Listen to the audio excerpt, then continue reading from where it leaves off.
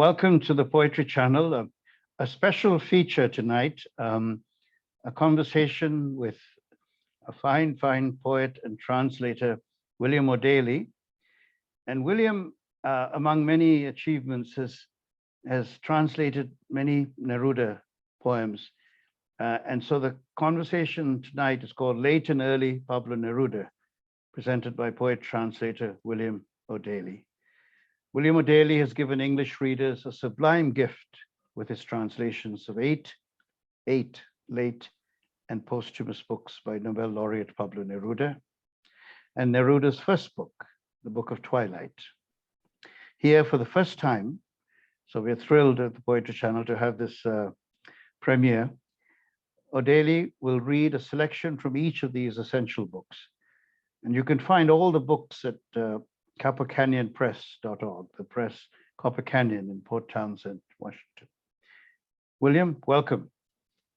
Indran, thank you so much for having me tonight. Yeah, it's wonderful to be here. Great. And thank you all for listening in, watching.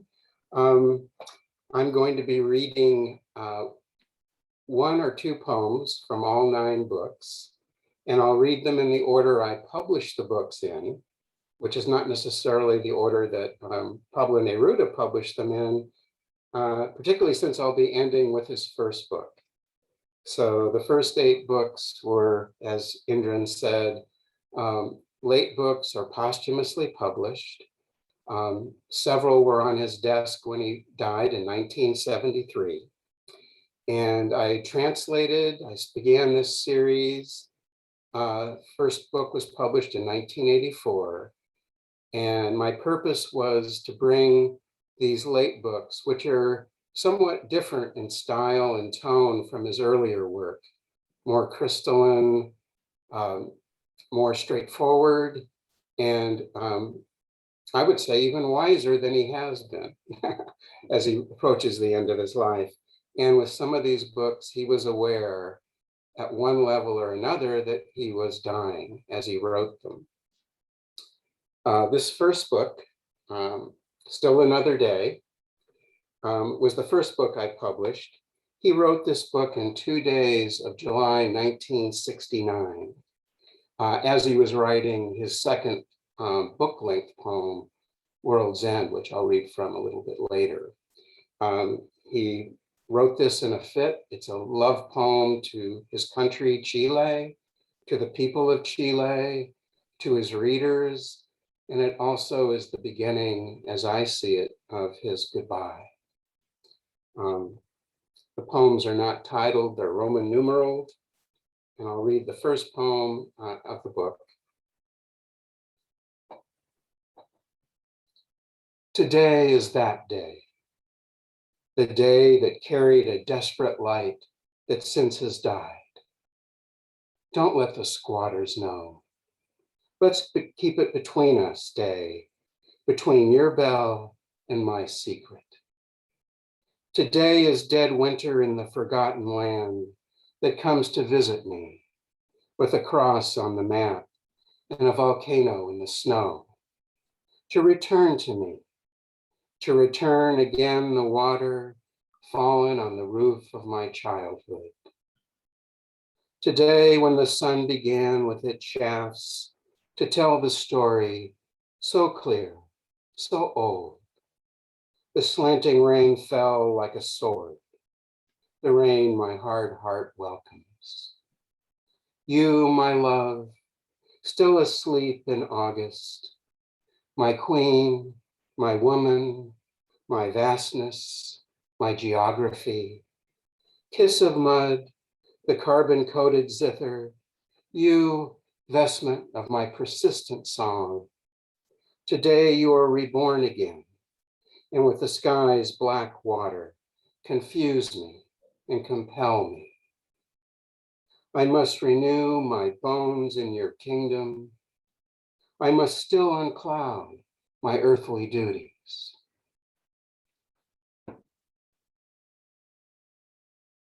Bravo. After a 50-year career and as a poet, he's still trying to, and as a diplomat and as a poet of the people, Poeta del Pueblo, he's still trying to figure out what he wants to do. This poem, poem 17 in the book, chronicles his train ride to Santiago when he was 16 years old from his home in Temuco in southern Chile. He was going to Santiago to go to school and to meet poets and to live for a time in a cultural center after living in the frontier town of Temuco. The September night was trembling. I carried in my clothes the sadness of the train that carried me across the provinces one by one. I was that distant being sickened by the carbon fumes of the locomotive. I didn't exist yet. I had something to discover. My poetry isolated me and joined me to everyone. That night, I would have declared spring. A sad beggar, I was made to untie the vestment of the naked night. I trembled reading my song before 2,000 uneven ears. The night burned with all the dark fire that multiplied in the city, in the urgent need of contact. Did the loneliness die that night, or was I born then of my solitude?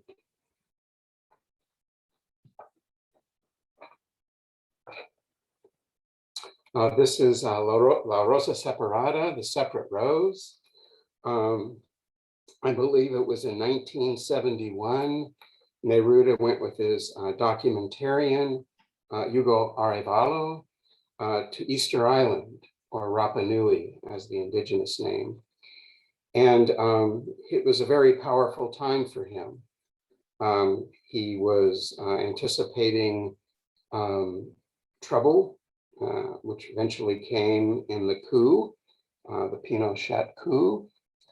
And the book is written in two voices, the men and the island. The island is the voice of purity, mythology, sustenance, and men are men. Kind of the opposite. Poem 6, The Island. Oh, let me first mention Rapa Nui is the indigenous name of Easter Island.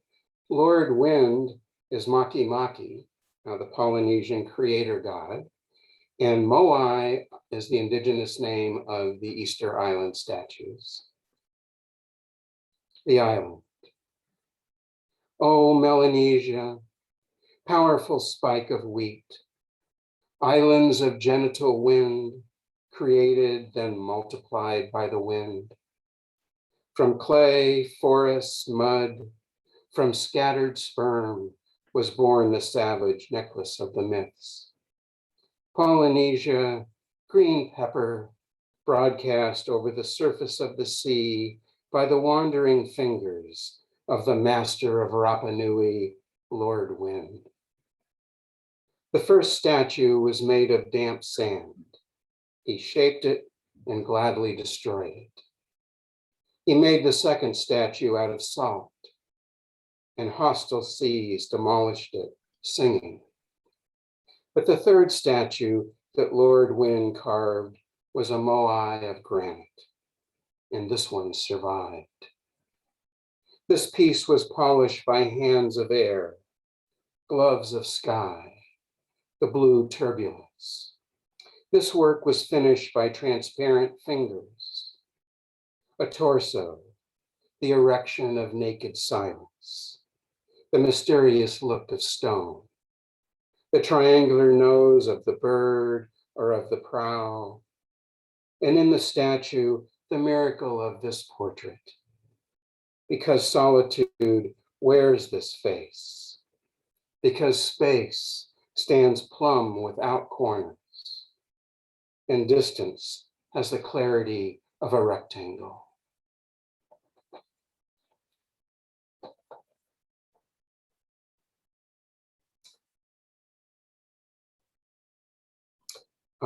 This book is A Winter Garden. The third I translated and published with Copper Canyon. This is one of my favorite poems in the book, although this is a book I truly love. It's called With Quevedo in Springtime. Francisco de Quevedo was a kind of literary grandfather to Neruda, and they both shared an attraction for life in motion, with all its changes, contradictions, contrasts, colors. And he addresses throughout his, especially later work, a few poems to Quevedo. With Quevedo in Springtime. Everything has flowered in these fields. Apple trees, hesitant blues, yellow weeds, and in green grass the poppies thrive. The inextinguishable sky, the new air of each day, the invisible shine within, that gift of a wide and vast springtime. But spring hasn't come to my room. Diseases, dubious kisses that stuck like the church's ivy to the black windows of my life. And love alone is never enough, not even the wild and expansive fragrance of spring. And to you, what can these mean now?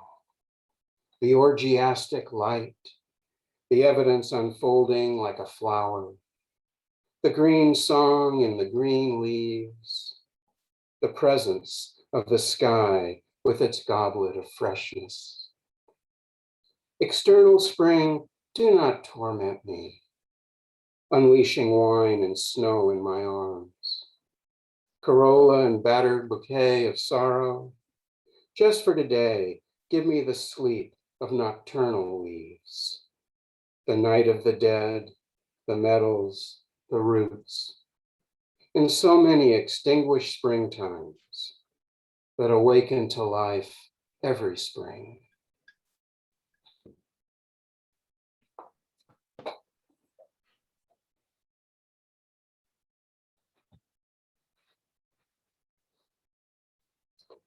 This book, The Sea and the Bells, I guess after I introduce you to every book, I'll say it's one of my favorite.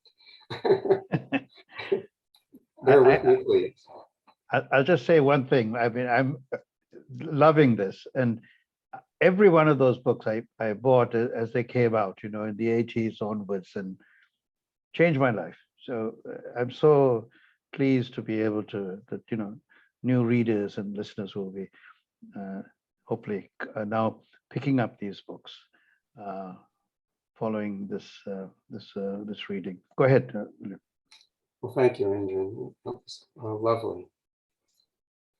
This book was actually one of those on his desk when he died. It was the last book he was working on. Scholars and I, as a translator of the book, the translator of the book into English, were convinced that he finished the poems, but he did not have time, obviously, to title them all. So this one has no title. Long ago, on a journey, I discovered a river. It was scarcely a child, a dog, a bird, that newly born river. It was gurgling and moaning among the stones of the iron-stained Sierra. It was begging for life between the solitudes of sky and snow in the distance, high up.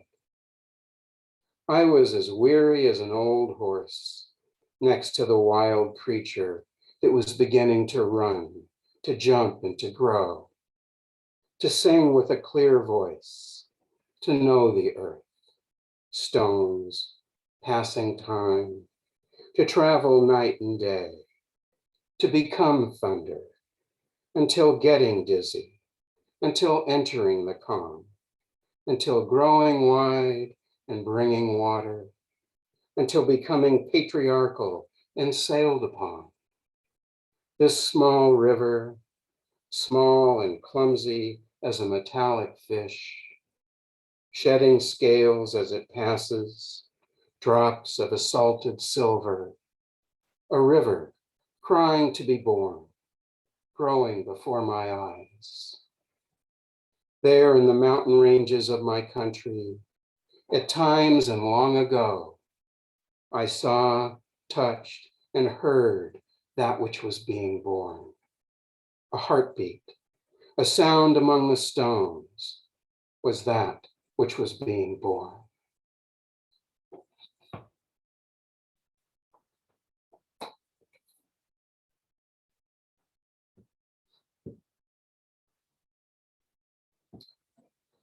We all know Neruda as a love poet, and in these late books, he does not disappoint. This is The Yellow Heart. Yellow was a very important color to Neruda. The Yellow Heart is indicative of his being in the late season of his life. And in this book, he draws on several earlier books, including Extravagaria, to bring certain themes forward and do things he had never done before.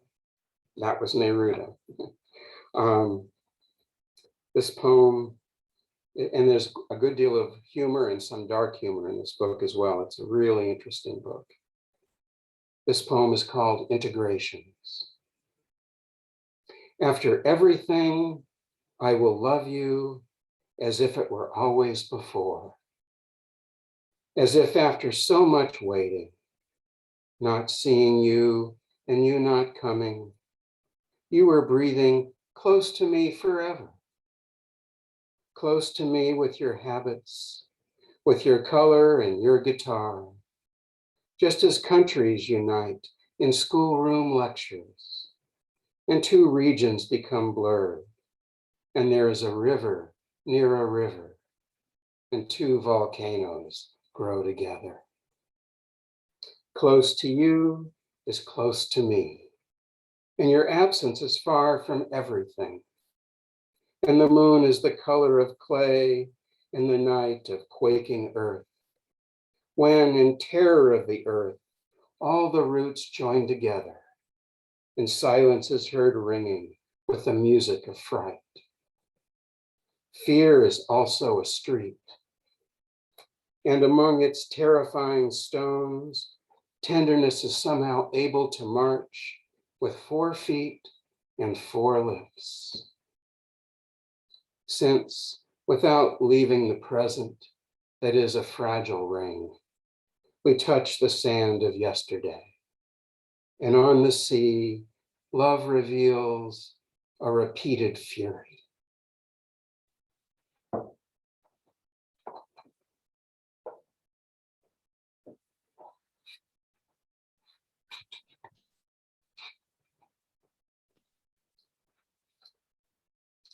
This is the Book of Questions.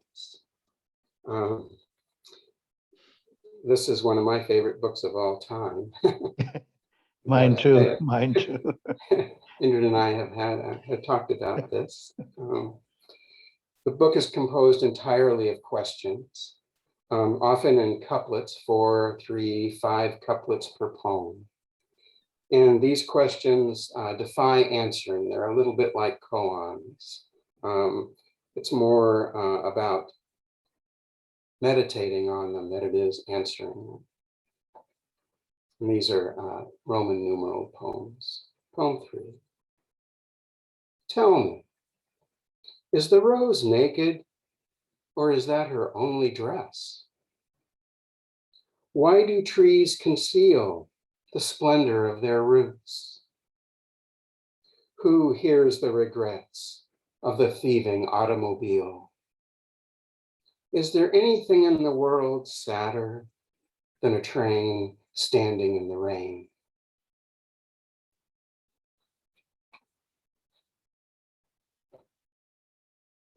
In poem 25.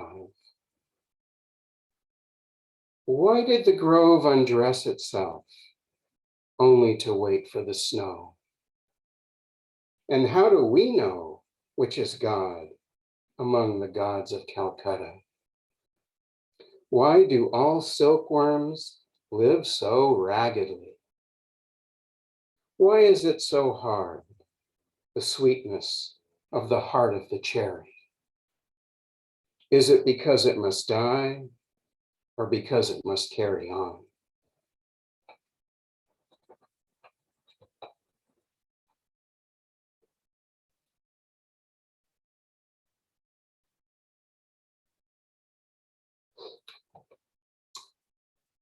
This book is The Hands of Day.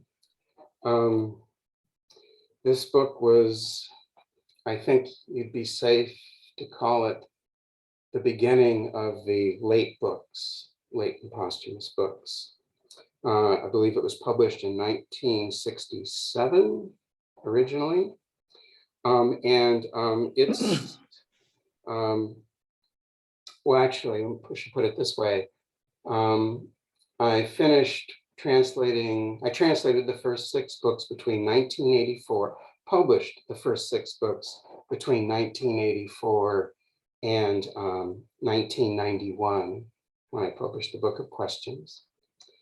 Then I worked on other projects, a historical novel, my own poems. I continued to work on those and publish those. And then in the early 2000s, Copper Canyon started reissuing the first books, the early books that I translated,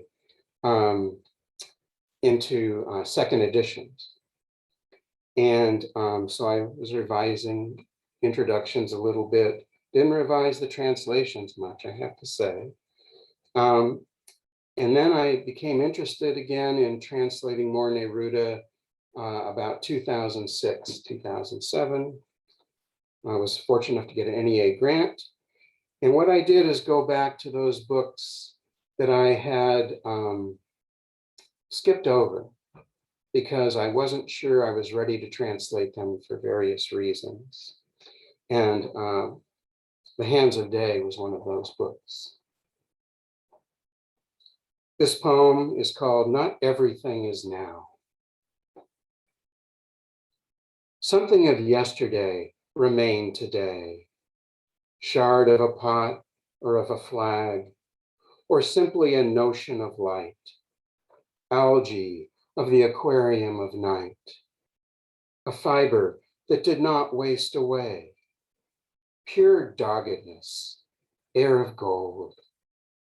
Something of what has passed persists, diluted, dying by the arrows of the aggressive sun and its battles.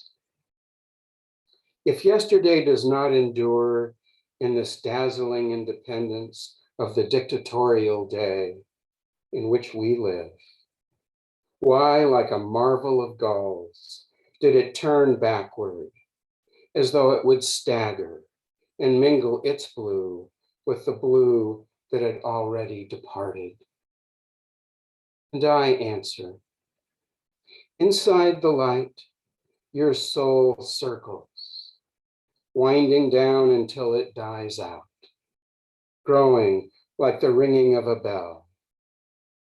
And between dying and being born again, there is so little room, nor is the frontier so harsh. The light is round like a ring, and we move within its movement.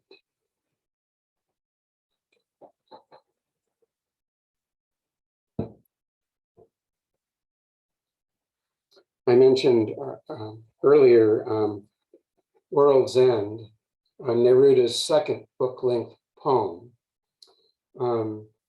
He wrote this between 1968, excuse me, and 1969.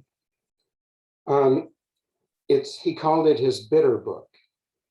And although he's taking stock of the wars and the poverty and dissolution of the 20th century as he experienced it, both as an individual, as a poet, as a diplomat, as a senator in the 40s.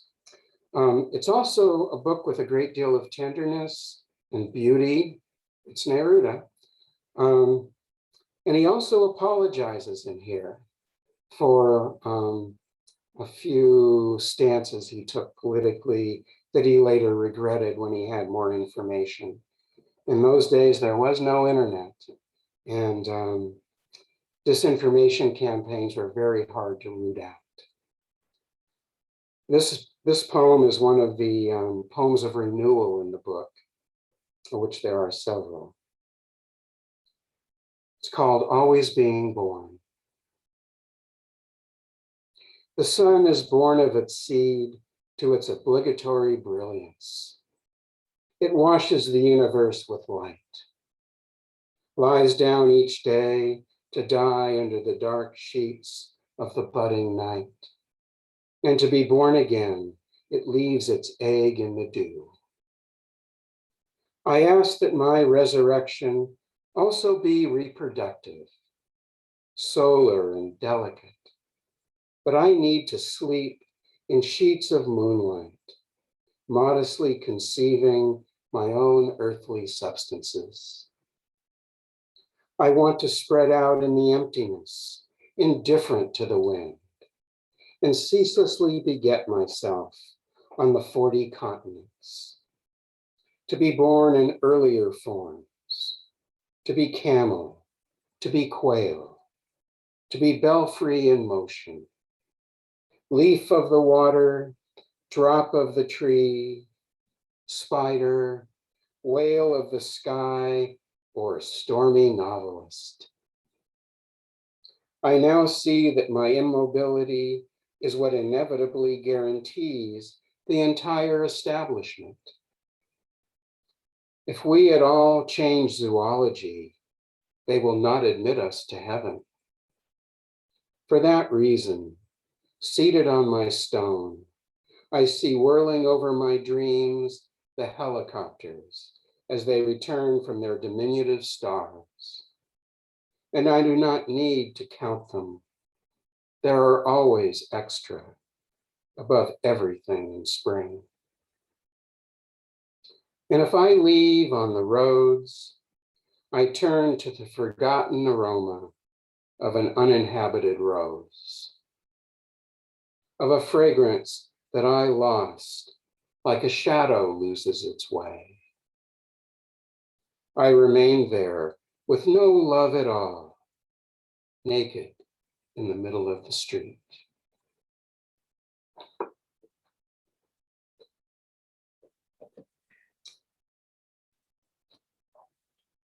And now, after those 8 late and posthumous books, let's circle around to his very first book, Book of Twilight. This is the first book he published in his career, but also 3 years after he arrived in Santiago. He published this book when he was 19 years old. Some of the poems go back to age 15, 16. Others were written shortly before the book was submitted to the publisher and published. He's living in Santiago on Maruri Street in a tiny apartment with a tinier balcony and watching the sun go down every night in the west over the mountains. He's hanging out with a bunch of really interesting young poets, Chilean poets, and a couple of, call them mentor poets. I'll read just this one poem, which I think encapsulates his feelings about himself at that time and about his new life in the city. Here I am with my poor body. Here I am with my poor body facing the twilight that dyes the golden reds the evening sky. While amid the mist, the dark trees free themselves and leave to dance in the streets. I don't know why I'm here, nor when I came, nor why the red light of the sun fills everything. It's enough to feel my sad body facing the immensity of a gold-tinted sky, the immense redness of a sun that no longer exists, the immense corpse of a land already dead, and facing the astral lights that color the sky, the immensity of my soul beneath the immense evening. Thank you. Thank you. Bravo, William. What a wonderful treat you've given us. I'm, I could, I'm trying to be quiet listening, but I just want to say hurrah, hurrah, so often and so beautiful. And I love the idea of circling back to the first book, from the later Neruda. I think I'd just like to ask one question. That amazing image of the naked boy child on the street at the end of that poem from World's End, and then the image of the boy in the poem you read from the book of Twilight, and the fragility of that early of that infant, and yet the wonder before the world. I mean, I'm so sensitive to your comment about the sensitive Neruda, the finely filigreed emotions of this sense of the spirit. At the same time, your readings are just, I hope these books are read and devoured and shared, because they are in English, definitive, wonderful translations. I had the pleasure in life of knowing Alistair Reid, and he translated, as you know, Extravagaria and Memorial de Isla Negra, and also Plenos Poderes, Fully Empowered, and it's just a thrill that at this time, I know virtually, but to have a chance to hear you embody these poems in English, in a musical English that is fitting and dignified. Rends dignity and respect to the original music. So thank you very much for all listeners. I'll speak for all of us in thanking you and for your time in this work, which is enduring work. And I invite you, as I said privately, to consider translating more of Neruda when you have a chance in between your own writing and other projects. Do you have any last sort of comments about? All the books are available through Copper Canyon. That would be the best place to find them, right? Yes, you can find them at Copper Canyon. There's a web page per book, describes the book, and you can order it through Copper Canyon. And of course, the usual other online avenues. And if you can get into a bookstore, they often have at least one or two of the 9 books on the shelf. And Copper Canyon was, excuse me, just wonderful. And in fact, the book of Twilight was really the only book that Copper Canyon, Michael Wiegers, the executive editor of Copper Canyon, asked if I'd like to translate. And it was a serendipitous invitation, because when I first looked at the book many years ago, as I was just translating Neruda as a practice to strengthen my own poetry, and because I loved his work so much, I looked at it and said, boy, I don't have the chops to translate this. And I'm at that age, I'm 20, 21 in those days, and I didn't. It was not an easy book to translate, because even as his first book at age, 16, 17, 18, 19, he's already a bit of a virtuoso. So when he read these poems after the book was published, read them in Santiago, he quickly gained a following, but he was kind of oblivious to it. He was oblivious to this early mounting fame. It took a while for him to catch on. I appreciate that. And he, from the second book to the third book to the fourth book, the thing that typifies Neruda as an artist is that he was always breaking the mold of the previous book with the one he was currently working on. He was tired of doing that. Now he wanted to do this. So if you look at him throughout his 50-year career and compare book by book, you'll see that his range was, and he's always Neruda. His voice has an enormous range, but his imagination, his ability to capture life in motion, as I mentioned earlier, was perhaps unparalleled. And so it's been quite a gift that Neruda has given me, the Neruda Foundation, and agreeing with and contracting with Copper Canyon to allow me to publish these books. It's all been an enormous gift to my life, to my work, and I just feel like I'm returning what I've been given, essentially. Thank as you. best I can. Thank you. And if I make just one more question, I'm wondering about, you mentioned in one of the books you wrote in 2 days, and did many of these slender volumes, some of these are slender volumes, except for World's End, I guess, were they also written quickly? I mean, in an intense burst of creation, or was that just that one book had that particular experience? No other, excuse me, no other book that I'm aware of was written in anything like that kind of speed. Right. I mean, he barely slept. And the reason I think that happened is because, he was working on World's End, his bitter book. And I think this sense that he was dying very much affected him. I think it overcame him as he was working on World's End. And he wanted to write something of gratitude, of his origins, and again, a goodbye. And that was so overwhelming for him at that time that he just set World's End aside, and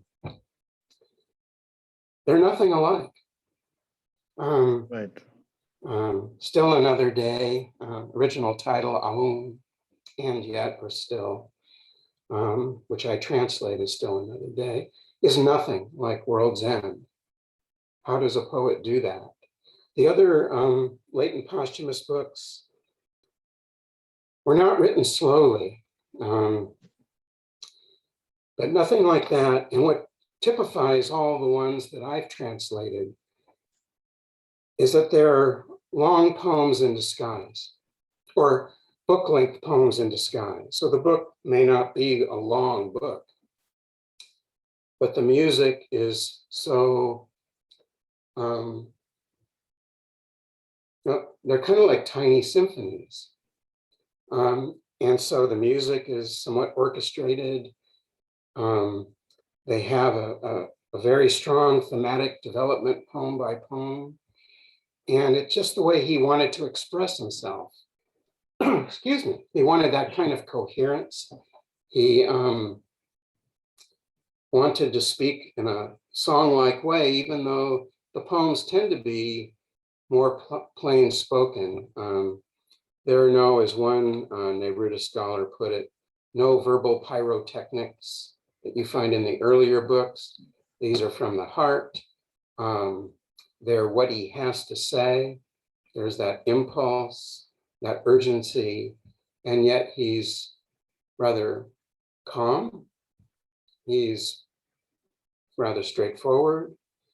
And there's an enormous amount of honesty, emotional honesty, intellectual honesty.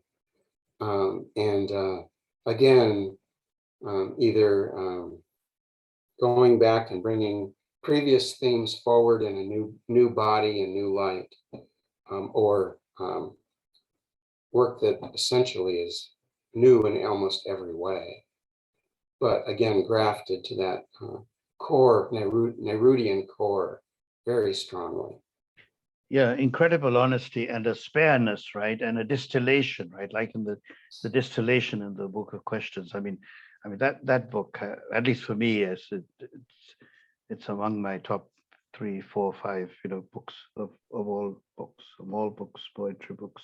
And I only read poetry.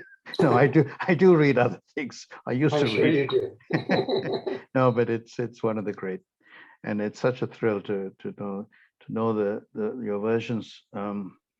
I've quoted those poems to many people in my life growing up. As you know, Neruda tends to be quoted in love and in especially in love and in and so thank you again, William, for everything for this time, and we'll keep in touch and look forward to hearing. Perhaps we can have you back on the show to talk about your own poems and other translations further along, whenever the time is right.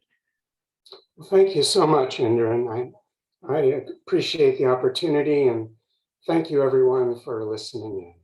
Thank you, William. All the best to you. Yeah. You too.